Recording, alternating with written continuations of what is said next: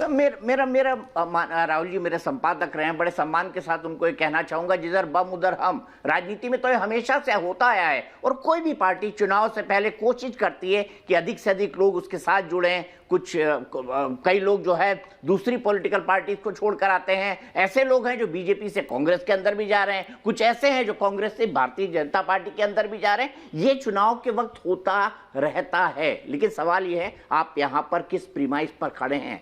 आप अरविंद केजरीवाल भारत के आंदोलन से निकले एक ऐसे नेता थे जिन्होंने इस देश को एक अलग राजनीति की उम्मीद जगाई थी, जिनके वैगनार, जिनका मफलर, जिनकी खांसी, ये सब जो है ये आम आदमी के अंदर बेहद फेमस हुए थे। इसीलिए कांग्रेस साफ हुई थी 2013 और 2015 के चुनाव के अंदर, और हमने एक आमूलचूल परिवर्तन दिल्ली के अंदर देखा। अब देखिए, आरोप लगे तो कौन से लगे, मैंने वही बोला, झाड़ू से दारू तक, दारू घोटाले का आरोप। मुझे नहीं पता कि कोर्ट के अंदर ये क्या होगा, कोर्ट के अंदर ये चार्जेस टिकेंगे नहीं टिकेंगे, अरविंद केजरीवाल को सजा होगी नहीं होगी। हर मामला, हर केस ऐसे ही चलता है।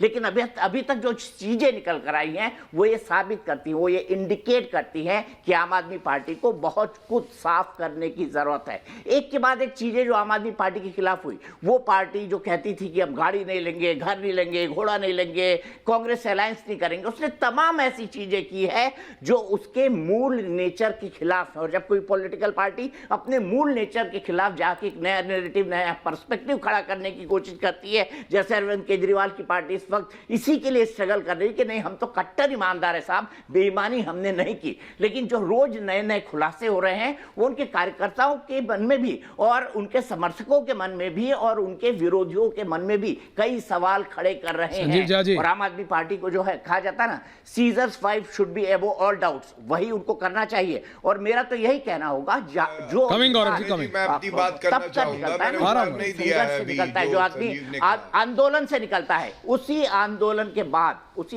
के बाद मैं संजीव जी को कुछ नहीं कहना चाहूंगा। मैं कहना चाहूंगा उनकी जवाबदेही इस मामले में किसी और राजनीतिक दल से बहुत ज्यादा थी, क्योंकि वो इसी आंदोलन से निकले थे। लेकिन झाड़ू से दारू तक पहुंचता मेरे एक पत्रकार के हिसाब से बड़ा दुर्भाग्यपूर्ण है। झाड़ू से दारू तक। Ending comments for everyone, starting with Gaurav Bhatia. Gaurav ji, ending comments ji, बोलिए। देखिए, जैसे झाड़ू का तिनका टूटा है, वैसे ही दिल्ली के जनता के सपनों को तोड़ा किसने है? भ्रष्टाचारी कट्टर बेईमान अरविंद केजरीवाल ने। और अभी कह रहे थे चार्जशीट नहीं फाइल हुई, तो जो रिमांड ऑर्डर है अरविंद केजरीवाल का, अगर उसका अध्ययन कर लिया होता तो एक चार्जशीट फाइल हुई, उसके बाद 2 सप्लीमेंट्री चार्जशीट और फाइल हुई। 16 लोग हैं जिनके खिलाफ ये फाइल हुई है अभी तक, तो तथ्य गलत दे रहे हैं। तीसरी बड़ी बात जो फिर से कहा राहुल जी ने, उसका उत्तर दे दूं। देखिए, लोकतंत्र में वैक्यूम में लोकतंत्र नहीं चलता है। अगर विपक्ष भ्रष्टाचारी है तो ये हमारी जिम्मेदारी नहीं है कि विपक्ष को मजबूत करें, लेकिन ये मैं आपको जरूर गारंटी दे सकता हूं कि अगर विपक्ष होने लायक भी नहीं है तो एक ऑल्टरनेट राहुल जी जरूर आएगा, और एक ऐसा विपक्ष आएगा जो ईमानदार होगा और ईमानदारी से अपना काम करेगा। जो सत्तारूढ़ होता है वो विपक्ष बन जाता है, जो विपक्ष होता है वो सत्तारूढ़ बन जाता है। यही लोकतंत्र की खूबी है। लेकिन अगर विपक्ष अपनी जो उसकी रोल है उसको भी ना निभा सके तो ऐसे विपक्ष को जनता ही उखाड़ के फेंक देती है, और यही आम आदमी पार्टी के साथ हो रहा है। और अंत करूंगा, सुप्रीम कोर्ट का जजमेंट जो है मनीष सिसोदिया के केस में, मैं केवल ये बता दूं, उसमें स्पष्ट लिखा है पैरा नंबर 24, जिसमें कहा है शराब कारोबारियों को फायदा पहुंचाना ही अरविंद केजरीवाल की सरकार का मकसद था, और 338 करोड़ रुपए प्रथम दृष्टया इन्होंने जो है डिस्ट्रीब्यूटर्स को दिए और उनसे किकबैक लिया है। ये सुप्रीम कोर्ट के जजमेंट में है, इसलिए मुझ पे ना यकीन कर। सर्वोच्च न्यायालय जो कह रहा है, उच्च न्यायालय जो कह रहा है उस पे तो यकीन कर। देखिए, तीन बातें हैं। मुझे लगता है कि जब वो मनीष जी का जजमेंट पढ़ रहे तो पैरा 17 पढ़ लेते, जिसमें 100 करोड़ की ट्रेल की बात कही गई थी, तो उन्होंने सुप्रीम कोर्ट ने कहा कि ये मैटर ऑफ डिबेट है, आपके पास ट्रेल एस्टेब्लिश नहीं है, इसीलिए ये आरोप साबित नहीं होता। एक बात। दूसरी बात, मैं आपके जरिए देश से एक सवाल पूछना चाहता हूं कि अगर चाहे उसमें आप भी शामिल हो, कि चाहे वो पत्रकार हो, चाहे वो नागरिक हो, चाहे वो व्यापारी हो, अगर उसको सच बोलने से डर लगने लगे एजेंसी, अच्छा ये बताइए कि सर, अभी ending comments है, गौरव जी। कट्टर ईमानदार थे क्या ना? इसी आजादी की लड़ाई हमारे पूर्वजों ने लड़ा या नहीं लड़ा कि हमारे अपने लोग सच मुखरता से बोल पाए? आज वो सच आप नहीं बोल पा रहे हैं, तो अब आजादी की लड़ाई लड़नी पड़ेगी। एक बात, अपनी आजादी की लड़ाई, अपने संविधान के लिए जो अधिकार आपको दिया गया उस अधिकार बचाने की लड़ाई। दूसरी बात जो अभी दीपक जी कह रहे थे, दीपक जी एक बात बताइए, पार्टी में आना जाना लगा रहता है, मैं सहमत हूं, लेकिन पहले ईडी जिसके घर जाए और उसके अगले दिन वो बीजेपी ज्वाइन कर ले, ऐसा तो कभी नहीं हुआ ना। या पहले ईडी किसी कंपनी पर रेड करे और अगले दिन वो चंदा भारतीय जनता पार्टी को दे दे, ऐसा देश में तो कौन कभी सा नहीं ऐसा हुआ ना। उदाहरण दीजिए? तो अगर ईडी के रेड के बाद अगर चंदा दे रहा है तो क्या ये क्विड प्रो क्वो है कि नहीं है? चुनौती दे रहा हूं, मनी लॉन्ड्रिंग तो वहां एस्टेब्लिश हो रहा है। कैसे कौन है बताइए?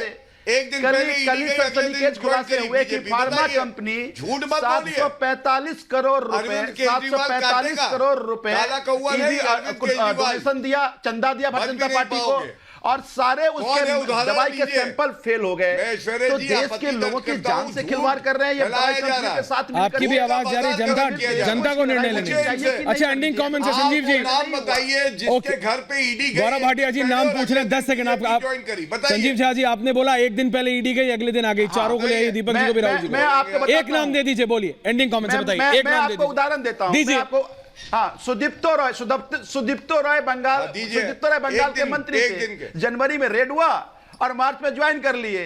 भाई उद्धव जी ग्रुप के एक एमएलए थे, 3 समन ईडी की गई। लीजिए, अब 7 दिन हो गए, बीजेपी ज्वाइन कर लिया, ईडी के साथ जाना बंद हो गया। अभी कह रहे थे एक दिन उसके बाद पहले आपको मैं ऐसे 2500 नाम गिना दूंगा जो आप भी जानते जरूरी है, इनकी ग्रिलिंग करिए। बहुत तगड़े। Okay Sanjeev ji, okay Gaurav ji, Rahul ji ending comments, Rahul ji, इनका झूठ। ओके संजीव जी। अरे वो गौरव जी, एक दिन का मतलब 24 घंटे नहीं, वो कह रहे हैं भैया आज हुआ तो 15 दिन, 20 दिन, 40 दिन, 50 दिन में उधर आ गए, वो ये कह रहे हैं। राहुल देव जी, हाँ, वो एक दिन आपने बाय हार्ट, आपने एक दिन 24 घंटे पकड़ लिए। क्यों बोला था अभी? अरे उनके नेता जेल में है यार, बिल्कुल आनंद फानंद में पूरी पार्टी है गौरव भाई। एक दिन तो एक दिन वो बिल्कुल अभी आप समझिए, आम आदमी पार्टी बिल्कुल इधर उधर तेतर बितर हो रखी है। अरे इस वक्त इन लोगों का मानसिक संतुलन बिगड़ गया है। अच्छा प्लीज, ओके राहुल देव जी, राहुल अरे भैया, अरे राहुल देव, बताओ ना कि अगर संजीव दादा प्लीज, राहुल देव मार्च में ज्वाइन कर लिया, राहुल देव, ये शताब्दी का गौरव जी फर्क है ठीक क्या? कह रहे हैं कि ये सरकार की जिम्मेदारी नहीं है कि वो विपक्ष को मजबूत करे, और इस समय विपक्ष की जो हालत दिख रही है उसके लिए वो पूरी तरह से खुद ही जिम्मेदार है। इसलिए किसी और को उसका दोष नहीं दिया जा सकता, और उसकी हालत इस समय बहुत पतली दिख रही है, बहुत बिखराव की स्थिति दिख रही है। लेकिन एक इतनी शक्तिशाली सरकार और इतनी शक्तिशाली पार्टी के नाते अगर सरकार, ये पार्टी और ये सरकार और नरेंद्र मोदी जी अपने को विपक्ष से और अब तक की हो रही भारतीय राजनीति से बेहतर दिखाना चाहते हैं, स्वच्छता श्रेष्ठतर दिखाना चाहते हैं नैतिक रूप से, तो फिर उसकी कुछ जिम्मेदारियां भी बनती हैं। आप राजनीति में वही सब कुछ करेंगे जो पहले होता आया है और फिर कहेंगे कि हम नैतिक श्रेष्ठता भी है हमारे ऊपर है, तो ये नहीं चलता। और दूसरी बात ये कि ये बात मैं उत्तर देना सरकार और विपक्ष के थोड़े आगे की बात है। हमारी भारतीय राजनीति आज जिस जगह खड़ी है और उसके सामने जिस तरह की बहुत गंभीर, गहरी, दूरगामी चुनौतियां हैं, उनको देखते हुए संकट के और खतरे के बहुत सारे बिंदु हैं जिन पर चर्चा करने का अभी समय हमारे पास नहीं है। मैं केवल अभी इतना ही कहूं। ओके।